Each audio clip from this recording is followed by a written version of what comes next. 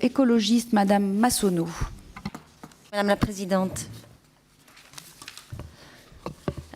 chers collègues, notre commission reprend l'examen de cette proposition de loi telle que notre Assemblée l'a amendée en première lecture après son rejet par le Sénat. Nous avons l'occasion donc d'améliorer ce texte tout en tirant les leçons des discussions que nous avons déjà eues sur ce sujet, que ce soit lors d'examen de ma proposition de loi en janvier, à l'occasion du débat sans vote que nous avons également tenu dans l'hémicycle et bien sûr lors de la première lecture du texte qui nous concerne aujourd'hui. Il n'est pas nécessaire de vous rappeler quelles sont mes convictions, chers collègues. Vous savez que je défends la liberté de chacun à disposer de son corps et donc de choisir le moment et la manière de finir sa propre fin de vie. Je ne me résous pas à l'idée que notre pays n'accorde pas encore aux Françaises et aux Français cette ultime liberté. Une liberté individuelle que l'on ne peut balayer d'un revers de main par dogmatisme ou mettre sur le boisseau de la déontologie médicale. Cependant, comme je viens de vous le dire, je souhaite tirer les leçons de nos débats précédents et je ne vous proposerai donc pas d'amendement visant à légaliser l'euthanasie. Non pas que ce n'est plus ma conviction, mais je souhaite privilégier un débat plus apaisé et proposer à notre commission d'étudier sérieusement, loin des postures et des caricatures que nous avons parfois entendues en première lecture. C'est pourquoi je vous soumets une proposition qui, je crois, peut nous rassembler.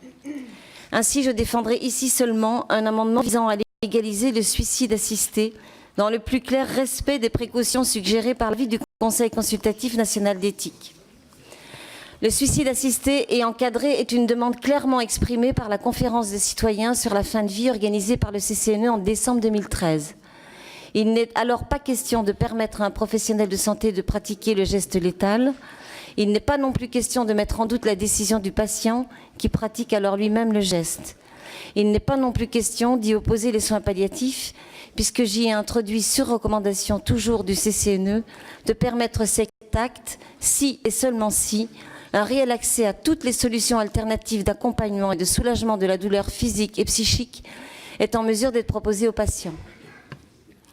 Je crois même que ce point précis confrontera notre modèle de santé et plus largement notre société entière au réel besoin de places en soins palliatifs qui font gravement défaut en France. Les professionnels de santé ne pourront plus alors ignorer ces appels au secours de ces malades qui souffrent et qui réclament à mourir. Ces demandes devront être étudiées, entendues, comprises, discutées avec le personnel soignant et les proches afin de mettre en œuvre tout ce qui est possible pour proposer une alternative à ces malades.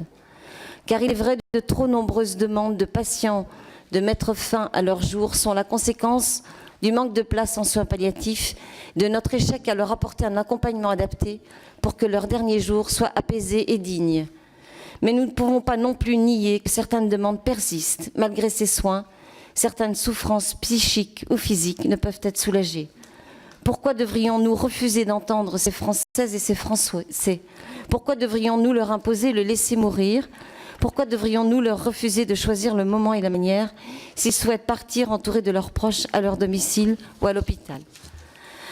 Lorsqu'une personne est en situation d'impasse thérapeutique notamment, son rôle est alors d'apporter la moins mauvaise solution pour le patient, car il n'existe jamais de bonne solution face à une situation de fin de vie. La moins mauvaise ne saurait ignorer le choix du patient, et c'est ce que prétend ce texte à tort. Mes chers collègues, j'espère sincèrement que nous pourrons avoir ce débat sereinement, sans verrouillage de principe, sans posture politicienne ou dogmatique, un débat qui ne rejoue pas simplement celui de la première lecture avec les mêmes effets, mais que nous trouvions un terrain d'entente. C'est tout le sens de ma démarche aujourd'hui. Je vous remercie. Merci Madame Massonneau. Je rappelle que vous êtes l'auteur d'une proposition de loi qui a été débattue, dont on a débattu en janvier l'année dernière.